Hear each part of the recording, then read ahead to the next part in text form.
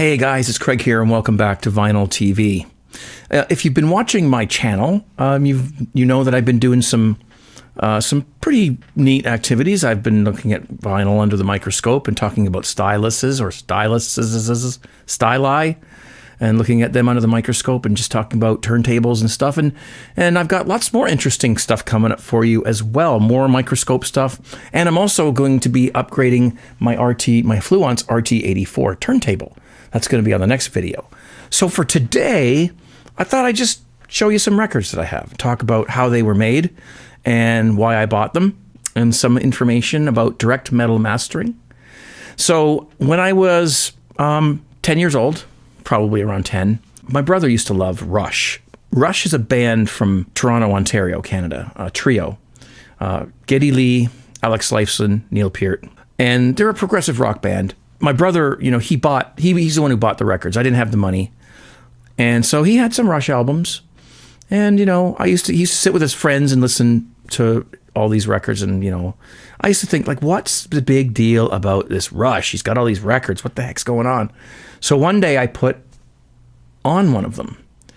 And I was listening, and it wasn't for me. I took it off, put it back, went, all right, my brother's weird. That's it. It's not for me. But the day came eventually, maybe a couple years later, when something I heard from them changed my whole opinion. And in a way, it changed my life too, because I'm a drummer. And Neil Peart, the drummer of Rush, well, he's probably one of the best rock drummers in the world. So, that influenced me in playing my instrument as well. So I started buying Rush albums and CDs. After the CDs came out, I bought the CDs, and then, of course, turned the page, and here we are again now. Vinyl's coming back. It's come back. And Rush decided to release some of their records on vinyl again in re-release format. Now, we've talked about re-releases, and you know my opinion on them. Sometimes they're good. Sometimes they're better than the original, and sometimes they're not. So, I was nervous, but I started to collect them. They released one a month. This was 2-3 years ago, as of the taping of this. They released one a month, and they weren't that cheap. I think they were $24.99, but then you had to pay shipping. I ended up being close to $40 a record for me. But I wanted them. Now, I didn't buy all of them. I only bought the ones I wanted, and they only released certain ones anyway. So the first one they released, I was just about to reach, the first one they released was their debut album, just called Rush. I didn't want that one because Neil Peart wasn't part of the band at the time, and I just didn't feel it was worth me spending the money on that one. So I got into collecting them on the second album, which was this one here, if I can get it out of here, Fly By Night. Some of you, if you don't know Rush, you've heard the song Fly By Night Away From Here. Bum, bum. So that's it. And now I will tell you about these re-releases. They are what's called direct metal mastered. So basically what that means is normally what they do, and you probably already know this, but if you don't, when they make a record, they cut the grooves into a metal, it's an aluminum disc that's covered in like a lacquer. It's kind of like what you'd find on a piano, the shiny, kind of a lacquer material. It's like a nail polish. They dry it, and it's soft, so that the stylus can, the cutting head can carve the grooves into the lacquer. So then now they've got a lacquer disc with the music on it. Then they have to quickly take that and put it in a refrigerator, or at least get it, processing quickly, because what happens is, because the material that the grooves are carved into is soft, the grooves start to relax after a while, and there's some elasticity there. So the grooves start going back to, not being so groovy anymore, if you know what I mean. So they have to work with this pretty quickly. They have to wash it. They have to electroplate it with nickel and other metals that they use. And then they have to peel that electroplating off, and now you have what's called a father. Okay? It's a negative of the actual carved grooves. Then they use that to make a mother. And there's a step in between, which I can't remember. The point of the matter is, it goes through several stages before it gets to the stamper stage. The stamper is what presses the records out, okay? So the exact order of things, and sometimes it changes, or it's different between different pressing plants, but it goes from, goes from one to the other until it becomes a stamper, and then that's what stamps out the records. Then they have to throw the lacquer away because it's now damaged and they can't do anything with it anymore. Now, with direct metal mastering, what they do is they carve the grooves into a copper disc. So there's no longer a risk of elasticity or anything like that. The copper, of course, it takes a lot of force and energy to do this, but they figured out a way how to do it. I think back in the 80s or 90s or somewhere, I can't remember when. So they carved the grooves right into a copper disc. And they can play that right away. I mean, they can play the lacquer one too, but it's risky. They can play the copper one right away, and they can check it, make sure it sounds good. And if it's okay, they use that to make the stampers. So there's no flip-flop stuff in between. They can use that copper disc, master disc, to make the stampers. Now, what's good about that is that there's a lot less risk of introducing defects and noise into the vinyl. So, because when you're electroplating things and there's dirt and stuff, who knows, what can get in there. And by the time it gets to a stamper, there could be problems, and there often is. So this direct metal mastering is so much better. And providing everything else is done properly, the records can sound amazing. And they're quiet. They're very quiet. You put the stylus down and it's like, it's very quiet. But the sound is not quiet. The sound is great. Some people criticize it for sounding too bright, because you do lose a bit of the high frequencies when you're doing this carving and stamping or this electroplating and making all these sound much more like the original carved record. So I don't think they sound too bright. I just think that most people are used to the sound of normal vinyl records. So when they hear one of these, hey, it's there. It's all there. All the music's there. So that's how these were done. And they're 180 gram, and they sound amazing. I'm so happy I started collecting these. So Rush Fly By Night, their second album. There's the fellas right there. You have Alex Lifeson, Neil Peart, and Geddy Lee. And I guess it's pronounced Peart, by the way, and that's how he pronounces it. So a lot of people say Pert, but that's a shampoo, I think. So there's that. We got that. Now, the second one I have here, this is not a reissue. This is an original pressing that I acquired. It's in very good condition, but I've got it in one of these sleeves because it's not brand new, but it is in very good condition. I'm going to watch the glare on that, I guess. So I've got that in here just to fill in the space, just to show you that that's the next album that came out. Then, next one they came out with in this reissue series was 2112, and this was the album that really did it for Rush. This is what put them on the map. They were almost ready to quit. And, of course, they got these crazy outfits and whatnot. They didn't know what the heck they were doing. They just figured, try to be different and, figure out their way. And so there's that. I ended up buying a second copy of that album. Same serial number, same carved number on the dead space. I'll tell you why near the end of this, okay? We'll put that aside. All right? I'll give you that information in a while. The next thing they came out with was this All the World's a Stage. This is just a hacked up, got it from some music store somewhere. It plays pretty good. It's not bad. But that's the next one in the pile in the series. The next one they came out with for the reissue was Farewell to Kings. Love the guitar sound on this album. They changed something. I guess Alex Lifeson got some money, and it sounds like he used maybe a Marshall amp or something. I don't know, but the sound of the guitar on this record is really awesome, and of course the drums too. I forgot to show you these are gatefolds. This is a gatefold. I'll show you. I've washed my hands so that I can feel comfortable about handling these, because as soon as I got them in the mail, I took the shrink wrap off and I put them in those sleeves. Yeah, it's a gatefold.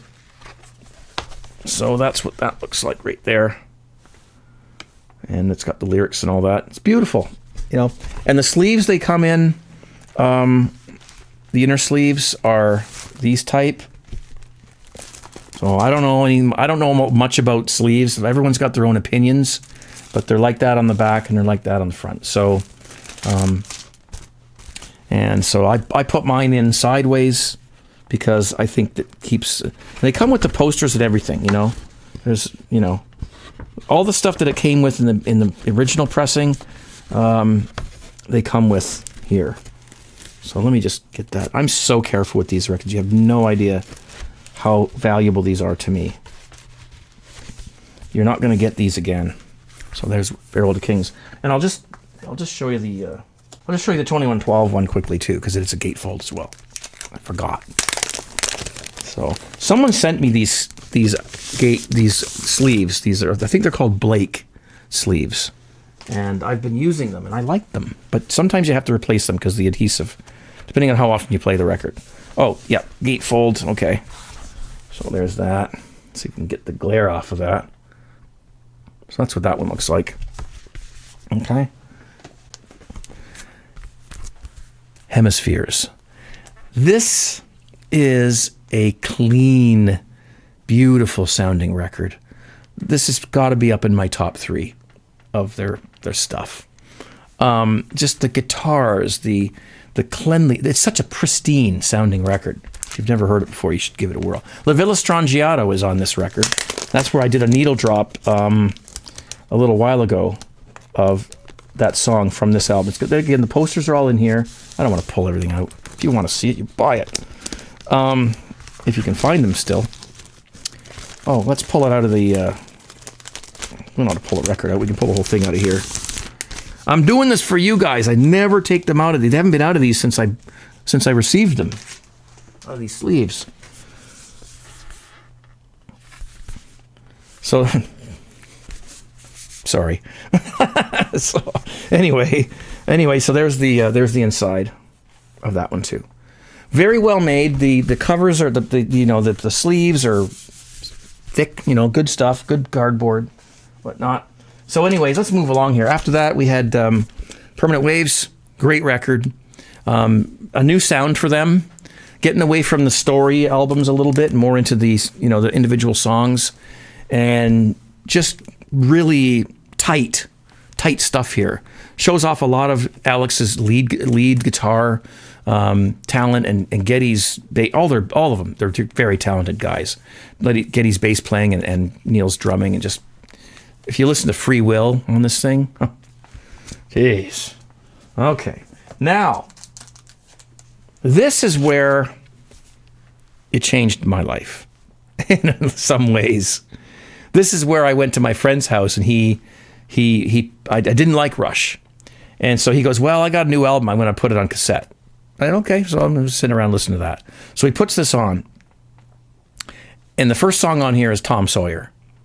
So Tom Sawyer comes on. And I'm like, what's this? I was blown away. What a song, you know? It's like, what is this? It's Rush. Holy crap. So I said, stop it. Stop your tape. Stop the record. I ran home. I got my cassette deck, because who wants to record a cassette on someone else's cassette deck? You don't do that. You know, use your own, right? So I ran home, got my cassette deck, ran back, hooked it all up, and he let me record it onto my cassette at the same time he did his. So this, if you don't have any Rush albums, you at least have to add this to your collection. Otherwise, I would have you examined by a psychiatrist. I'm kidding, of course. The next one that came out was Signals. This is where they started getting more heavily into the synthesizers, which I liked, you know, and I was a teenager. I was 16 or whatever, and I heard something on the radio. My friend pulled up in his new car, and the end of one of their songs was on the radio. Like, what? That's the new Rush. It wasn't released yet. I couldn't wait to get it. And I think, I had to get up and turn off my furnace. It was about to come on and make a bunch of noise, and I kicked my tripod, so I hope I got it back where it was. Anyway, so I think this was the first one I ended up buying on CD. I don't know if I bought the vinyl. Maybe I bought the vinyl when it first, I bought the vinyl when it first came out. And then when the CD came out, of course I bought the CD because everyone was excited about CDs when they came out because our records didn't sound good back then. We didn't know I didn't know what I was doing. I didn't have these beautiful turntables. I didn't know how to line up the cartridge and everything. So, yeah. All right, next one. We've got just a few more. Grace Under Pressure. Well, and there's the back of that one. I forgot to show you the back of the signals, but there's the back of it. There you go. This is a very kind of a dark album, actually, and very kind of there's not a lot of bottom end to it, and it's very sort of brick wall. Like, it's not compression wise, but it's just very loud, and it seems very dark. Like, there's war songs in it, and there's it's the songs are. It's a good album, but there's a different sound to it. That it's just a little bit more stiff, I think, sounding, if you know what I mean. So that's the best way to describe it. But there it is, and it sounds a little bit better on vinyl than it does on CD because they didn't compress it so much. And then the next one that came out was this one, "Hold Your Fire." Actually, no, the next one that came out was I think it was this one. Yeah, I'm in the wrong order. Power Windows. Now this album, what a beautiful sounding record this is. It has so much space and atmosphere compared to the last one, which was the Grace Under Pressure. This one had so much relaxation in it, and there's a lot of nice reverb and some really nice synthesizer sounds and great melodies. There's the back of it there. You might have heard the song "Big Money." Big money goes around the world. That's off this album. So that's a great one. One of my favorites, definitely. Very, very different for Rush. A lot of people didn't like these because the synthesizer was pretty heavy on some of these ones. I liked synthesizers. I was a synth player myself. So, yeah. Then came the "Hold Your Fire," which is another nice record. A little less spatial than the last one, but still nice melodies. Song called "Mission" on it, which is a very nice song. It was right around the time when the Olympics were going on, 1988. So, nice record and just great stuff. Not much on that one as far as the cover goes. Whoops, I was showing you the wrong side. Sorry, that's the front cover there. Jeez. And that's where I stopped buying the reissues. Because beyond that, Rush went into a direction that I started to not like as much. So that's where it ended for me. But I did acquire the next album secondhand, which is Presto. And I think this is, you can let me know in the comment section if I've got these in the wrong order. After this, I just have a couple of them on CD. And then Rush went into a direction that I just didn't like.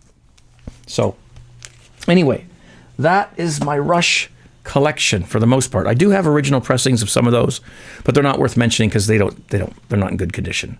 Now, why did I buy a second copy of a Rush 2112 reissue? And it's identical. The cover's identical. The colors, the barcode is identical. Even the number that's inscribed on the center of where the dead space is, the lead out groove it's the same number, and it's the same font carving of the number. So what the heck why, am I nuts? Well, maybe I am. But the reason why I did that is because it's blue. So, and by the way, these have the hologram. I'll take this one out. You won't see it, but I'll show you a picture of it on my turntable. On side B, see the dead space there? There's a lot of, they left quite a bit of room there in the inner, in the lead out groove for the hologram, which again, you won't see this way, but I'll show you on the turntable.